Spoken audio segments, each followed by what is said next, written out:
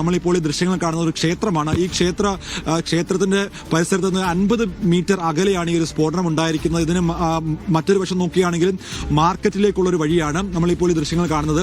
ഈ മാർക്കറ്റിലേക്ക് ഈ വാഹനം ഓടിച്ചു കയറ്റാൻ വേണ്ടിയുള്ള ശ്രമമായിരുന്നു. ആ ശ്രമം ആയിരുന്നു ഇന്നലെ വിഫലമായത്. പ്രത്യേകിച്ച് ഈ സിഗ്നൽ വീണതോടുകൂടി ഈ i20 വാഹനം അവിടേക്ക് നിർത്തുകയായിരുന്നു. അതിനുശേഷമായിരുന്നു വലിയ ബ്ലാസ്റ്റ് അല്ലെങ്കിൽ പൊട്ടിത്തെറി ഉണ്ടായത്. എന്തായാലും ഇതിപ്പോൾ അന്വേഷണം സംഘങ്ങൾ കൃത്യമായിട്ടുള്ള ചില നിഗമനങ്ങളിൽ എത്തിയിട്ടുണ്ടെന്നാണ് നമ്മൾക്ക് ലഭിക്കുന്ന വിവരങ്ങൾ. പക്ഷേ അതിപ്പോൾ വെളിപ്പെടുത്താനാവില്ല. പ്രത്യേകിച്ച് ഒരു ഭീകരാക്രമണം, ഒരു സ്ഫോടനമായതുകൊണ്ട് തന്നെ കൂടുതൽ വിവരങ്ങൾ വെളിപ്പെടുത്തുകയാണെങ്കിൽ മറ്റു ചിലരിലേക്ക്, ഇതുമായി ബന്ധപ്പെട്ടുള്ള മറ്റു ചിലരിലേക്ക് എത്തുന്നതിന് ഇപ്പോൾ പരിമിതികളുണ്ടാകും. അതുകൊണ്ട് തന്നെ അതുമായി ബന്ധപ്പെട്ടുള്ള അന്വേഷണ ഉദ്യോഗസ്ഥർ തന്നെ അത്തരം കാര്യങ്ങൾ മാധ്യമങ്ങളോടും അതോടൊപ്പം തന്നെ പൊതുജനങ്ങളോടും വെളിപ്പെടുത്താൻ പറ്റുന്ന കാര്യങ്ങൾ വെളിപ്പെടുത്തുമെന്നാണ് മനസ്സിലാക്കുന്നത്. എന്തായാലും കൃത്യമായിട്ടുള്ള അന്വേഷണം ഇപ്പോഴും പുരോഗമിച്ചുകൊണ്ടിരിക്കുകയാണ്. ഈ അപകടമുണ്ടായി 12 മണിക്കൂർ പിന്നിടുമ്പോഴും ഈ വാഹനത്തിലുണ്ടായിരുന്ന ആരാണ് അല്ലെങ്കിൽ മരിച്ചവർ ആരൊക്കെയാണ് എന്നുള്ളതിൽ കൂടുതൽ വ്യക്തത വരേണ്ടതായിട്ടുണ്ട്. മരിച്ചവരുടെ പോസ്റ്റ്മോർട്ടം നടപടി അടക്കം പുരോഗമിക്കുകയാണ്. പ്രത്യേകിച്ച് ഈ അപകടമുണ്ടായ സ്ഥലത്ത് നിന്ന് തന്നെ അടുത്ത് തന്നെയാണ് LNGP ഹോസ്പിറ്റൽ. ഇവിടേക്കാണ് 24 പേരെ പ്രവേശിപ്പിച്ചിരിക്കുന്നത്.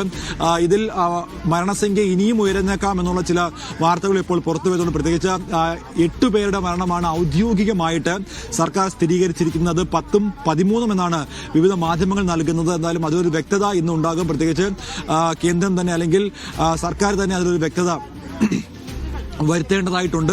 അതിലൊരു വ്യക്തത വരുത്തുമെന്നാണ് നമ്മൾ മനസ്സിലാക്കുന്നത്. എന്തായാലും അന്വേഷണം പുരോഗമിക്കുകയാണ്. രാജ്യത്തെ നടുക്കിയ സ്ഫോടനവുമായി ബന്ധപ്പെട്ട് കൂടുതൽ തെളിവുകളും വിശദാംശങ്ങളും ലഭിക്കേണ്ടതായിട്ടുണ്ട്. നമ്മളിപ്പോൾ ഈ ദൃശ്യങ്ങൾ കാണുന്ന പാർക്കിംഗ് ഏരിയ ആണ്, ഈ ചെങ്കോട്ട പരിസരത്തെ പാർക്കിംഗ് ഏരിയയാണ്. ഈ പാർക്കിംഗ് ഏരിയയുടെ ഭാഗത്ത് നിന്നാണ് ഈ വാഹനം, ഈ i20 കാർ ഇറങ്ങി വന്നത്. അവിടെ നിന്നും ഈ കാറിൽ ഒരു മാസ്ക് ഇട്ട ഒരാൾ ഈ വാഹനം ഓടിച്ചിറങ്ങി വരുന്നതിന്റെ ചില ദൃശ്യങ്ങളടക്കം ഇന്നലെ തന്നെ ചില ദേശീയ മാധ്യമങ്ങൾ പങ്കുവച്ചിരുന്നു. ആ ദൃശ്യങ്ങൾ കേന്ദ്രീകരിച്ചുള്ള അന്വേഷണമാണ് ഇപ്പോൾ നടക്കുന്നത്. ഇയാൾ എവിടെ നിന്നാണ് ഈ വാഹനം ഇവിടേക്ക് കൊണ്ടുവന്നത്, എത്ര മണിക്കൂറോളം ഈ വാഹനം ഇവിടെ നിർത്തിയിട്ടു, ഈ വാഹനം വന്ന വഴികളടക്കം റൂട്ട് മാപ്പുകളടക്കം കേന്ദ്രീകരിച്ച് CCTV ദൃശ്യങ്ങളടക്കം കേന്ദ്രീകരിച്ചുള്ള അന്വേഷണമാണ് ഇപ്പോൾ നിലവിൽ നടന്നുകൊണ്ടിരിക്കുന്നത്. എന്തായാലും അന്വേഷണ സംഘങ്ങളാണ് കൂടുതൽ വ്യക്തത ഇതിന്മേൽ വരുത്തേണ്ടത്. ഇപ്പോൾ നമുക്ക് ചില പരിമിതമായിട്ടുള്ള വിവരങ്ങൾ മാത്രമാണ് ലഭിച്ചിരിക്കുന്നത്. ഈ സ്ഥലത്തിന്റെയൊക്കെയും സുരക്ഷ ഇന്നലെ തന്നെ NSG കമാൻഡോസ് ഏറ്റെടുത്തിരുന്നു. ഇപ്പോൾ ഈ സ്ഥലത്തിന്റെ സുരക്ഷാ ചുമതല CRPF-നാണ്. CRPF-ന് വിവിധ ഉദ്യോഗസ്ഥർ ഇവിടെ പല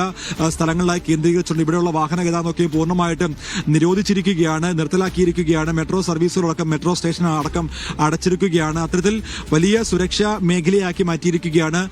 രാജ്യ തലസ്ഥാനത്ത് ഞെട്ടിച്ച ഒരു സ്ഫോടനമാണ് ഇന്നലെ ഉണ്ടായത്. അതിൽ കൂടുതൽ വ്യക്തത വരും മണിക്കൂറുകളിൽ ലഭ്യമാകും.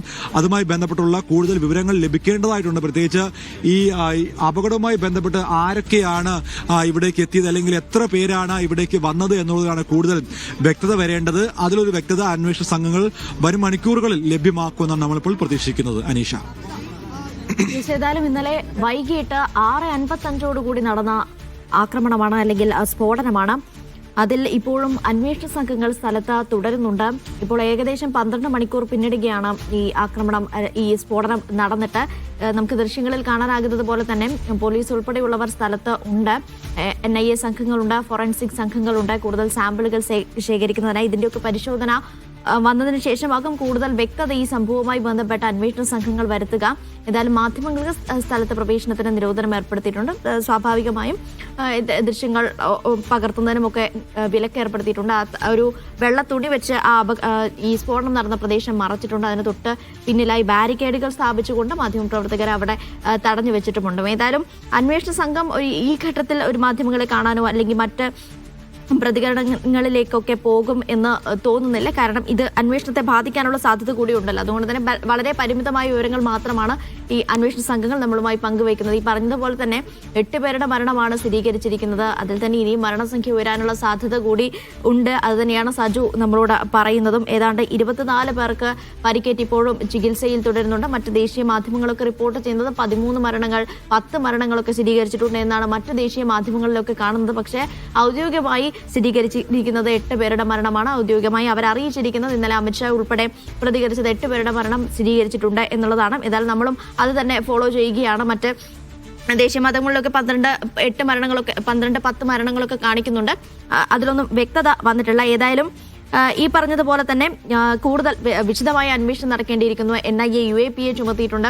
അത്തരത്തിൽ UAPA കൂടി ചുമത്തുമ്പോൾ കൂടുതലും ഈ ഭീകരാക്രമണമാണോ നടന്നിരിക്കുന്നത് എന്ന കാര്യത്തിൽ ആണ് അന്വേഷണ സംഘങ്ങൾ നീങ്ങുന്നത്. ഒപ്പം തന്നെ ഈ കാറിനെ കുറിച്ച് പറയുമ്പോൾ ഇത് ഹ്യുണ്ടായുടെ i20 കാറാണ് ഈ പൊട്ടിത്തെറിച്ചത്. 8 കാറുകൾ തുടരെ പൊട്ടിത്തെറിക്കുന്ന ഒരു സാഹചര്യം കൂടി ഉണ്ടായി.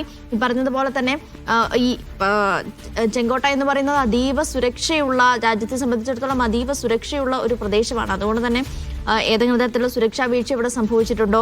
ഈ നേരത്തെ നമ്മൾ പറഞ്ഞു പോയ പോലെ തന്നെ ഓപ്പറേഷൻ സിന്ദൂർ, ഒപ്പം ഈ പെഹൽഗാം ആക്രമണം, ഇതിന്റെയൊക്കെ പശ്ചാത്തലത്തിൽ രാജ്യത്തുടനീളം വലിയ പരിശോധനകളൊക്കെ നടക്കുന്ന ഒരു സമയം കൂടിയാണ്. അതുകൊണ്ട് തന്നെ ഈ ചെങ്കോട്ട എന്ന് പറയുന്ന രാജ്യത്തെ സംബന്ധിച്ചിടത്തോളം തന്ത്രപ്രധാനമായ ഒരു പ്രദേശമാണ്. അതുകൊണ്ട് ഇവിടെയും പരിശോധനകളൊക്കെ നടക്കുന്നുണ്ടായിരുന്നു. ഫരീദാബാദിലെ സംഭവം നേരത്തെ സജു സൂചിപ്പിക്കുകയുണ്ടായി.